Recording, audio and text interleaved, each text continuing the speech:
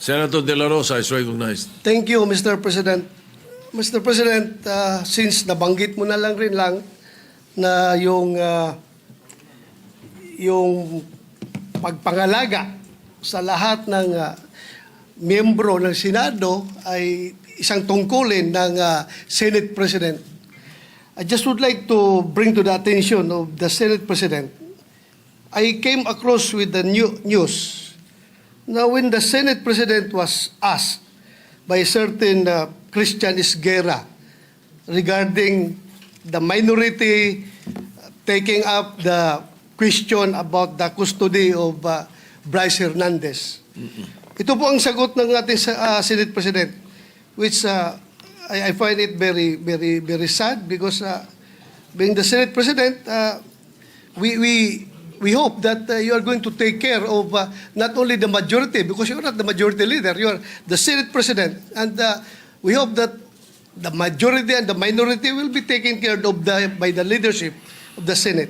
And if I quote your answer, Mr. President, gimmick yan ng minority. Hindi ba nila naiisip na baka si Martin Romualdez ang tuta ko? Makabintang sila porque pinagbigyan ko yung TRICOM, tuta na ako. May ginawa ba akong illegal? Yung request ng House of Representatives, illegal? Hindi. Ang gusto ninyo, awayin ko yung House of Representatives on day one. Mamatay sila sa sama ng loob. So, malungkot lang ko ito, dalawang punto, Mr. President. Unang-una, yung mamatay sila sa sama ng loob. Kami, Mr. President, hindi mo po kami mapatay sa sama ng loob dahil hindi na po masama ang loob namin dahil tanggap na namin na kami ang minority. Ang kinasama lang ng loob namin is bakit kailangan pang patayin kami sa sama ng loob? Hindi na po masama ang loob namin. Tanggap na namin na kami minority. At pangalawang punto, Mr. President, gimmick lang ng minority yan. Ang Senado po, hindi po ito noon-time TV show na puro gimmick ang ating tinitikap dito. Kami po ay nag-raise dito ng legitimate issues which requires legitimate attention. So, Mr. President, ako po ay nalulungkot which brings me to my parliamentary inquiry, Mr. President, na yung si Bryce Hernandez, yung kanyang custody was transferred, physical custody, I'm talking about physical custody, was transferred from the Pasay City Police Station to the Senate Sergeant at Arms room. Through yung from correction, from Camp Crame to Pasay, it was done through plenary action. Now, lately we heard that he was again transferred from Pasay to the Senate without plenary action. This is my parliamentary inquiry. Kung is a parliamentary action can be subverted by an action which is not a parliamentary action? Yun lang tanong ko. Matter of procedure lang, Mr. President. Dahil kung ganun, kailangan klaruhin natin yung ating rules. Thank you, Mr. President. Before I recognize the majority leader to place on record the recommitment of Mr. Hernandez, when I said mamatay sila na sama ng loob, we were addressing the trolls because it was the trolls who were saying something to that effect. Na misunderstood nila completely. No? I'm not supposed to do this. I'm not supposed to answer you here in the rostrum, but I cannot help but do that because you took the floor and parang sinisita mo yung Senate President, which is very unparliamentary. But nevertheless, I will answer you. Ano? Like, for example, yung sinasabi nila na sumunod daw ako kay Martin Romualdez. Just because I mentioned that Martin Romualdez called me, does not mean that ako'y sumunod sa kanya. The request was coming from the House of Representatives. And the request was to retain Hernandez in the Congress. At doon ako hindi pumayag. Is that being tuta? So you cannot help but also think na sasama ang loob ko pag binibintangan ako ng salita. Hindi po ba? So, ayun. Anyway, mabuti na yung masagot natin yan. At sinasabi ko sa kanila, yung mga trolls, yung mga sinasagot namin. Ngayon, to answer the issue of Mr. Hernandez, the majority leader may read the recommendation or the recommitment of Mr. Hernandez to the Senate custody. The Deputy Minority Floor Leader, Senator Joel Villanueva. Senator Joel Villanueva is recognized. Thank you, Mr. President. Thank you to our Majority Leader. Mr. President, distinguished colleagues, I have been listening attentively to the statements, comments, ideas, arguments being raised in this August chamber. But I think the very first question that was raised when we opened the session is when Senator Bato de la Rosa asked as to whether or not plenary action can be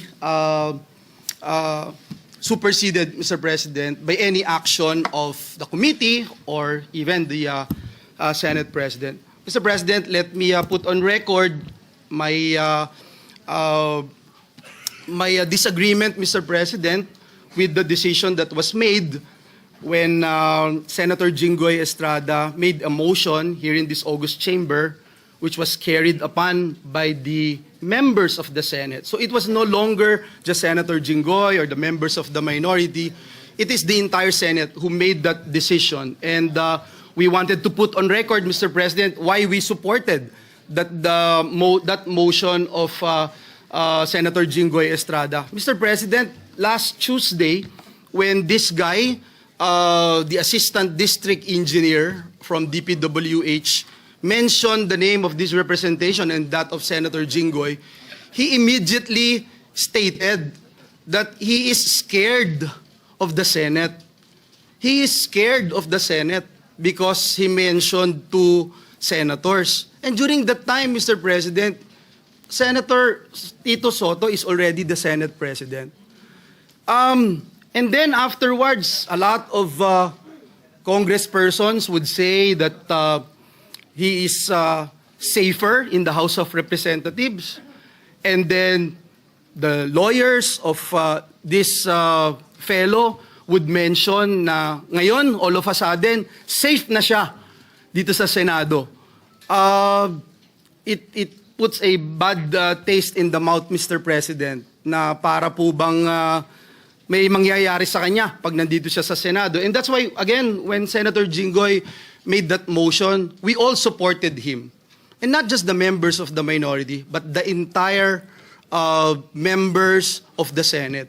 And so, Mr. President, even if the majority right now, including some members of the minority, would support the idea of bringing him here in the Senate premises, Senate custody, I will have no objection, Mr. President. But as a former majority leader, I tried to look at the rules, Mr. President. I have not seen a single line in the Senate rules that says the plenary action ay po pwede pong masupersede ng anumang suggestion ng committee o ng mga abogado po natin sa Senado. But again, Mr. President, let me put on record, I will submit with the wisdom of the majority. If that is the desire of the majority, na ibalik po siya dito, yes, I have no problems with that, Mr. President. It's just that I appeal to my colleagues here. Dear colleagues, kung kayo ho dito ang isa sa mga pinangalanan, kahit wala hong ebidensya, kung kayo po dito ang gunawan ng, sabi nga ni Senator Cayetano, hindi screenshot picture ng isang telepono. Kayo ho yung gawa ng ganun. Kayo ho yung gawa na sabihin, idinala sa bahay nyo yung pera. Doon po sa simbahan ng JIL Church. Mr. President, hindi ko ho alam kung anong mararamdaman nyo kung nasa sapatos ko po kayo. Kahit ho si Satanas, hindi papayag dun sa script niya. Tatanggap ka ng suhol sa simbahan. Tapos, kung ano yung sabihin niya, yun ang masusunod. Doon ako sa PNP custodial. Doon ako sa Senado ngayon, nagbago na isip ko, and then susunod do tayo.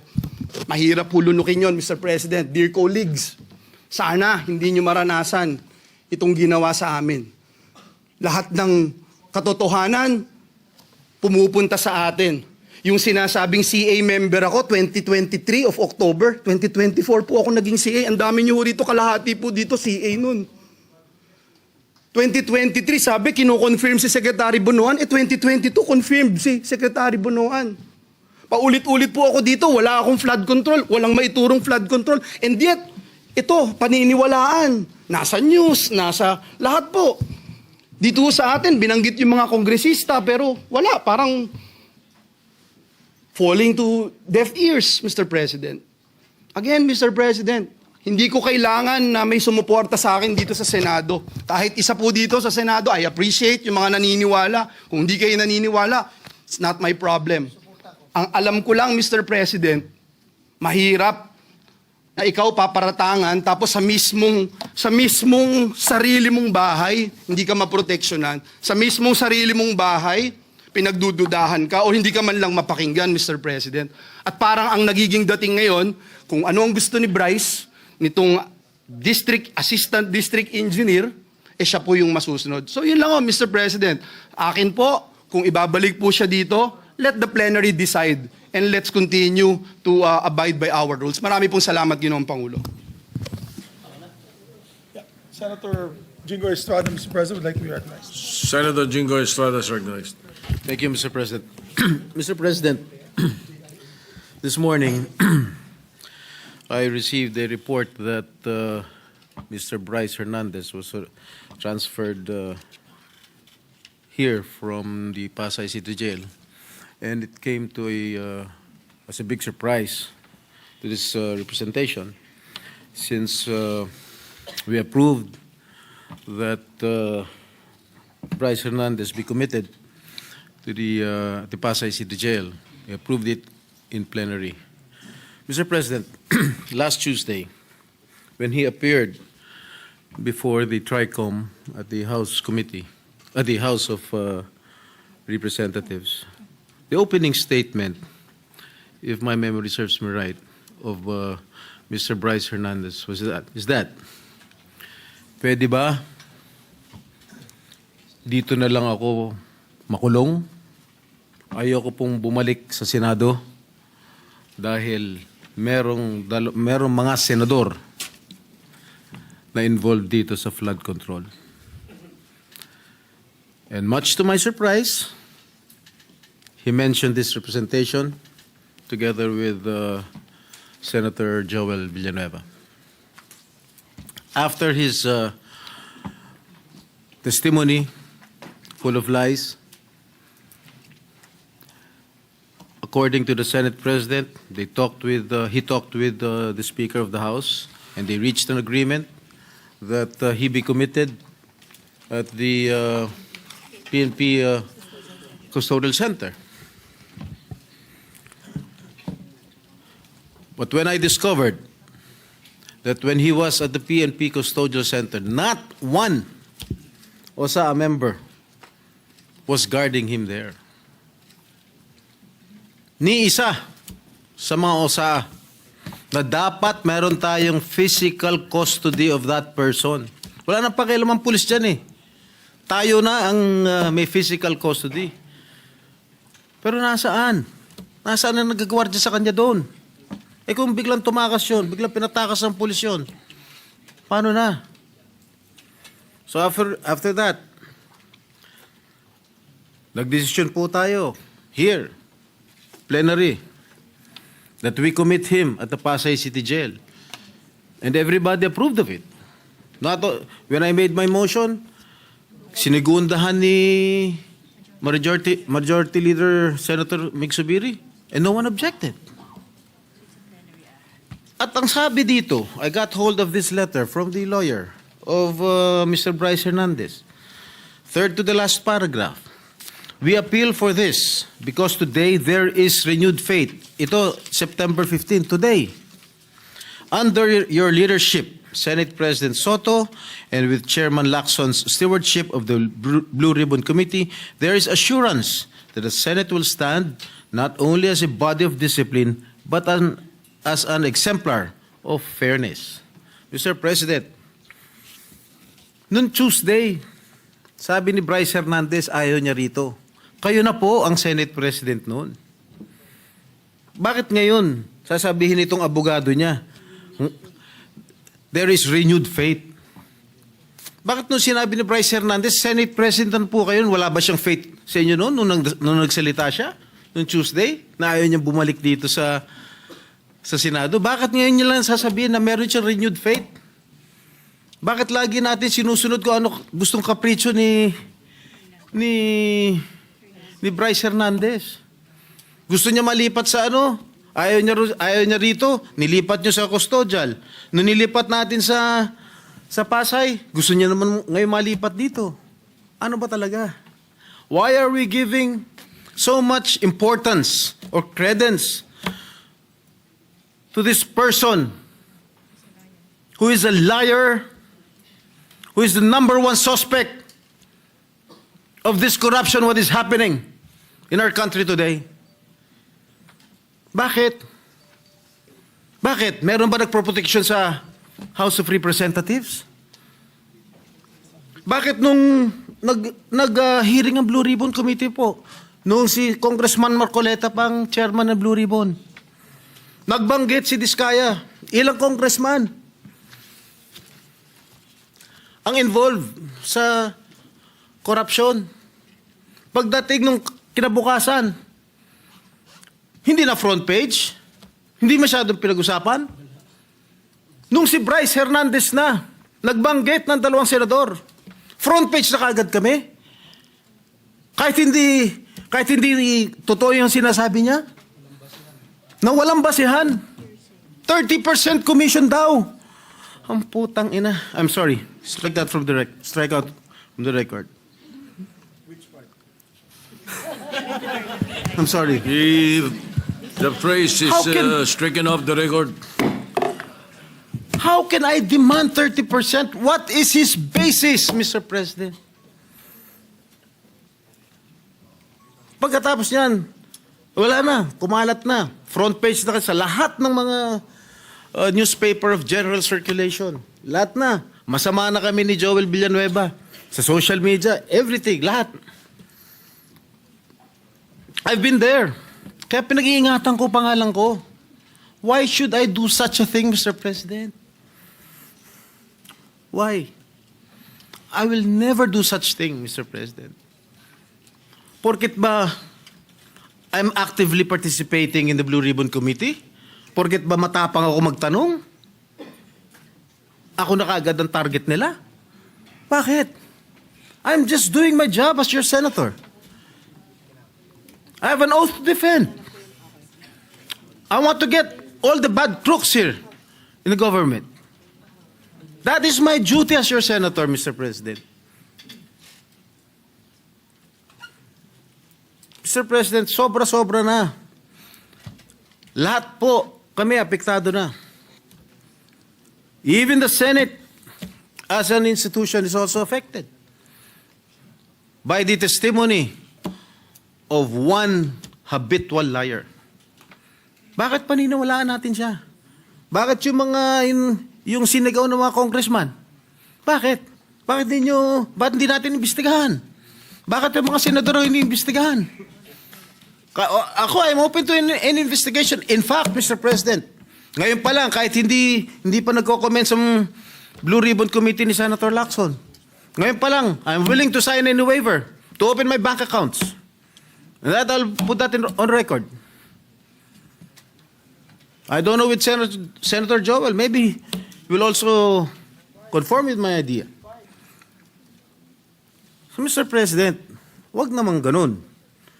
Bakit panay senador lang ang gusto nilang ipako sa krus? Bakit yung mga ibang mga politiko? Dahil, porket masikat kami? Hindi naman yata tama yun. Pare-pareho lang tayo nasa gobyerno. Pare-pareho lang tayo naninilbihan dito. Yun lang po, Ginoong Pangulo. Maraming salamat po. Majority Leader. Thank you, Mr. President. Mr. President, we thank our distinguished gentlemen for their manifestations. And during the break, I believe we have reached a consensus. Mukhang hindi naman po siguro tayo mag-away na yun. No need for a vote with the Minority Leader. and the group, I believe that better coordination na lang po, and we agreed to coordinate better with the minority floor leader in these certain issues. Mr. President, you agreed. The Senate President agreed. So with that, yes, Mr. President, may recognize the minority floor leader. Minority Leader. Yeah, Mr. President, and may I also manifest. And extraordinary lang po na pinagbutuan natin yan sa plenary. So I just want to express that we want to support our chairman of the Blue Ribbon Committee, Senator Lacson. So after this, it will be the committee and the chairman in coordination with the Senate President. Diba? Hindi man kailangan parating pagbutuan dito.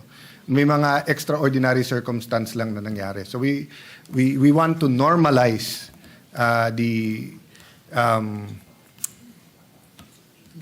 not only the consultation but the following of our rules, and we look forward to working with Senator Lacson and of course the Senate President.